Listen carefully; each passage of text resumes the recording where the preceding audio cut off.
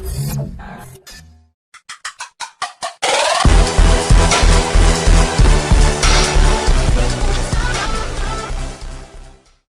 Number 19 Tarak Mehta पे depend करता है, यानी उसकी स्टोरी से रिलेटेड है। Working note 1, old partner. पहले टप्पू और सोनू 2 पार्टनर थे, उनके ओल्ड रेशियो कितने थे? 1:2। ठीक है। फिर उन्होंने थोड़े टाइम के बाद गोली को बुलाया, तो आजा बिजनेस में। अब यहाँ पे अंदर में ऐसा दिया हुआ है, टप्पू सेक्रीफाइसेस। टप्पू कितना सेक्रीफाइस करता है? 1/3 ऑफ हिज शेयर, अपने हिस्से का 1/3। और टप्पू का शेयर कितना है? ऑलरेडी 1/3 है, 1/3। उसका भी ऑफ का मतलब मल्टीप्लाई होता है, जो मैंने आगे 15 शॉर्ट सम्स कराए ना, वहाँ पे स्पेसिफिकली बताया था। तो 1/3 1/3 इंटू 1/3, तो टप्पू का सेक्रीफाइसिंग रेशियो कितना हो गया? 1/9। और Sonu sacrifice is 1/6 for his share. For लिखा हो या फ्रॉम लिखा हो, दोनों के केस में कुछ भी लिखा हो ना, तो वो डायरेक्टली सेक्रीफाइसिंग रेशियो। तो सेक्रीफाइसिंग रेशियो 1/9:1/6 है। अगर दोनों का एलसीएम सेम करना हो, तो मैंने क्या किया, 6 को ऊपर नीचे यहाँ मल्टीप्लाई कर दिया और 9 को यहाँ पे न्यूमरेटर डिनोमिनेटर में मल्टीप्लाई कर दिया। तो अल्टीमेटली यानी 1/9 को 6 से मल्टीप्लाई कर दिया और 1/6 को 9 से मल्टीप्लाई कर दिया। तो अल्टीमेटली 6/54, 9/54। ये क्या आ गया? ये एलसीएम सेम हो गया, यानी सेक्रीफाइसिंग रेशियो कितना आ गया? 6:9। दोनों 3 के टेबल में जाएगा, यानी 2:3। फिर वर्किंग और एक और चीज़ निकाली, गोली का शेयर। जितना टप्पू सेक्रीफाइस करेगा, जितना सोनू सेक्रीफाइस करे, दोनों का जो सेक्रीफाइस होगा उतना किसका हो जाएगा? उतना शेयर हो जाएगा टप गोली का। 6/54 प्लस 9/54 इज इक्वल टू 15/54। तो फाइनल आंसर कितना आ गया? 5/80।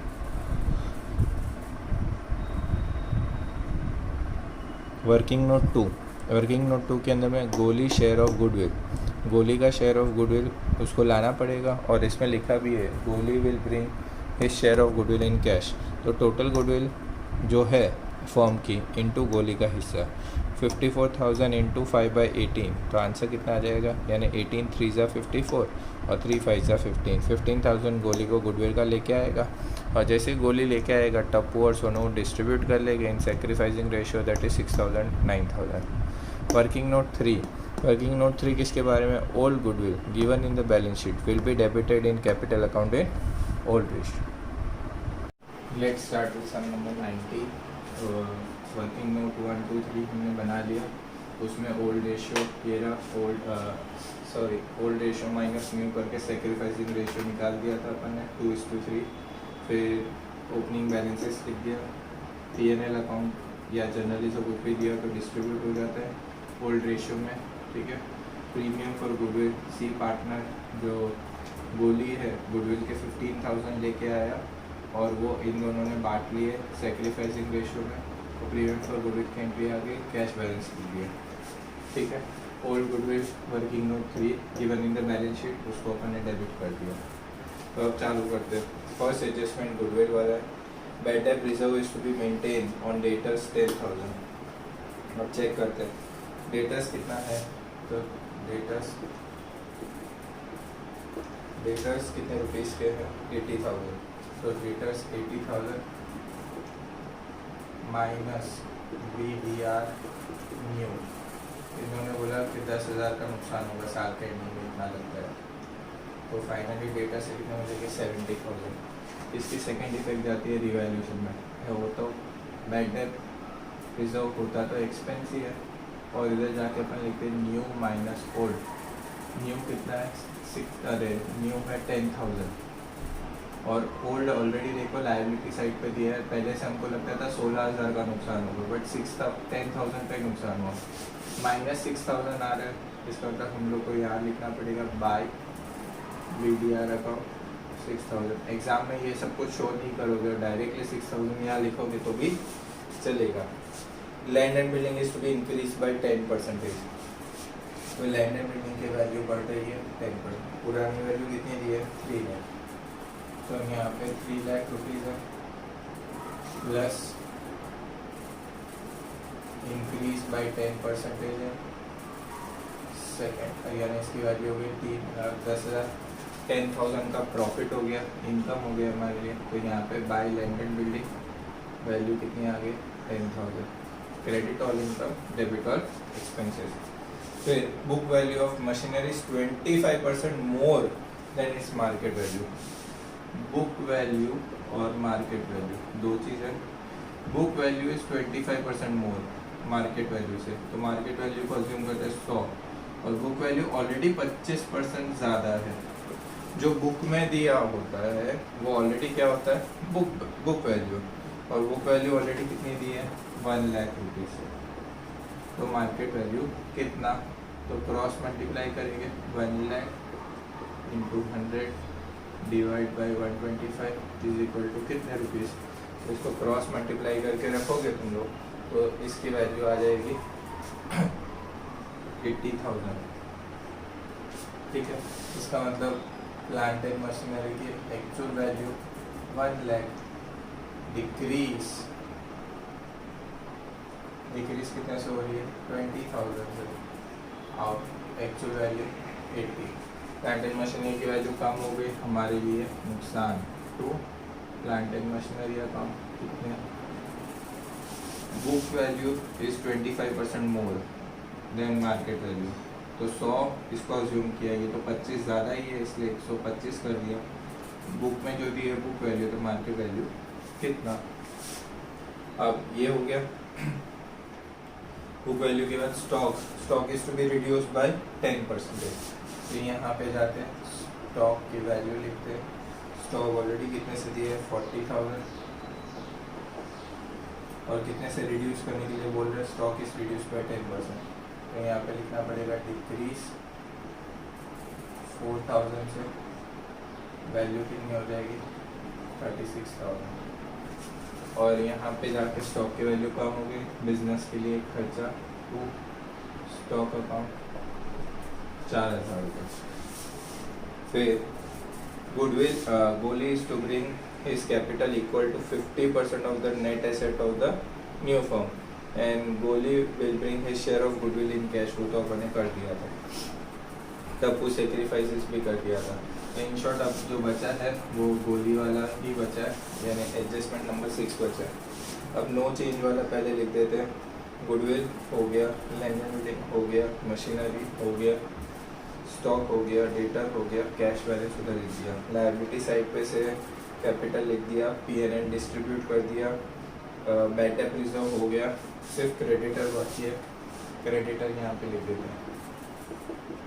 क्रेडिटर कितने रुपीज़ से है 50,000, तो क्रेडिटर भी 50,000 रुपये से यहाँ लिख दिया। ठीक है, अब हम लोग सम को क्या करते हैं, कंप्लीट करते हैं। सम को कंप्लीट करने के लिए हमें क्या करना पड़ेगा, पहले रिवैल्यूएशन अकाउंट को बंद कर देते हैं। रिवैल्यूएशन अकाउंट को अगर क्लोज कर दे तो अल्टीमेटली देखते हैं हमारे पास में डेबिट का टोटल ज़्यादा है 24,000, उसमें से क्रेडिट के लैंड एंड बिल्डिंग की वैल्यू यहाँ पे 10,000 नहीं है 30,000 से बढ़ी थी, गलती से मैंने ये लिख दिया था। और उसके बाद में अगर देखने जाए तो टोटल क्रेडिट साइड का कितना है 36,000, उसमें से डेबिट माइनस करते हैं तो यहाँ पे डिविजिबल प्रॉफिट आ जाएगा कितना 12,000 रुपीज़ का, और इसको नाम देंगे अपन कैपिटल अकाउंट, और दोनों में डिस्ट्रीब्यूट हो जाएगा टप्पू और सोनू।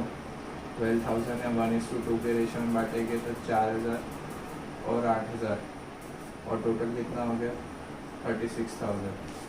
यहाँ पे आके अपन क्या लिखेंगे बाय रिवैल्यूएशन अकाउंट, ब्रैकेट में लिखना पड़ेगा डिविजिबल प्रॉफिट, कितना कितना प्रॉफिट आया 4,000 8,000।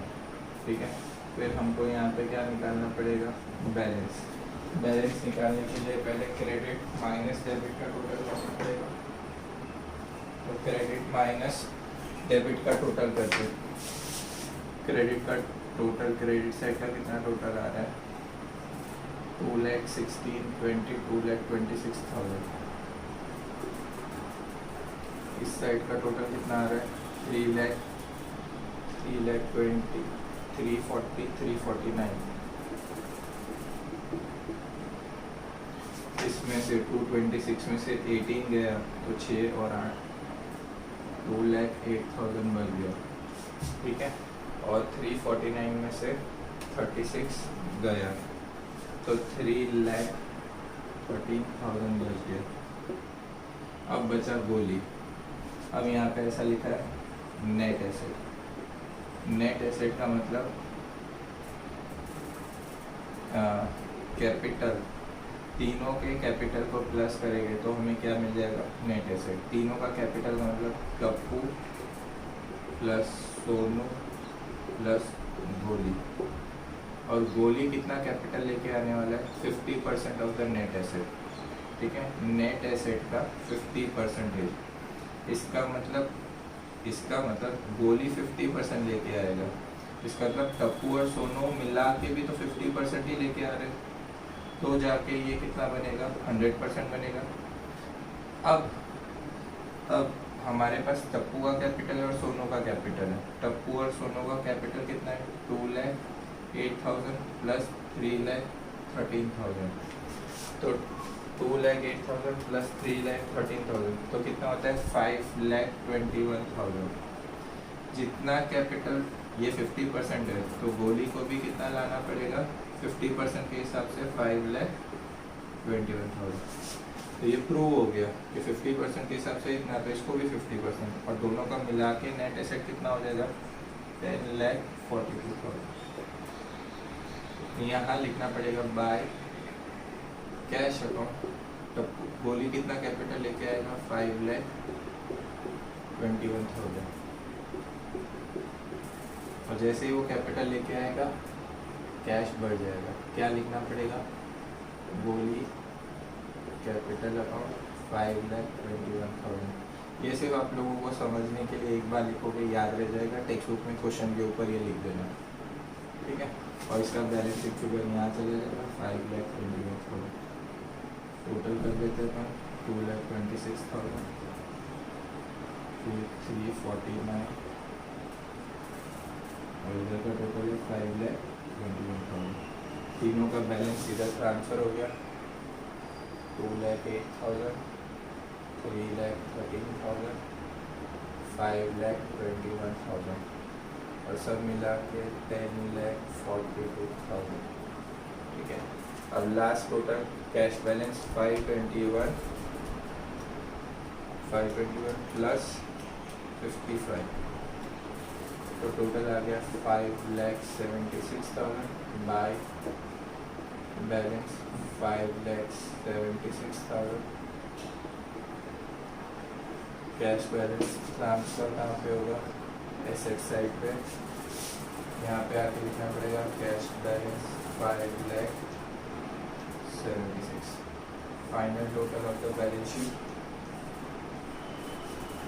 1042 प्लस 50,000 तो कितना हो गया, 10,92,000। और इस साइड का total 3,10,000 plus 80,000 plus 36 plus 70 plus 576। तो इस साइड का टोटल भी आ गया, 20,000 का फ़र्क पड़ गया। हम लोगों ने कोई एंट्री नहीं लिखी हो, ऐसा भी तो हो सकता है 20,000 वाली।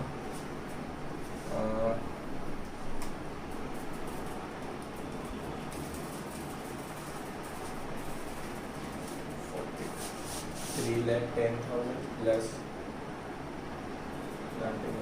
Plus 80,000 plus 36,000 plus 70,000 plus 576। इस साइड का टोटल 10,72,000। लायबिलिटी साइड में क्रेडिटर हो गया, बेटर यूज हो गया, P&L अकाउंट हो गया। तो कौन सी एंट्री नहीं लिखी है, वो तो ये लैंडर बिल्डिंग 10% से। ओ इस साइड ये टोटल 330 था, हो गया 10,92,000। ऐसी छोटी छोटी मिस्टेक होती रहती है।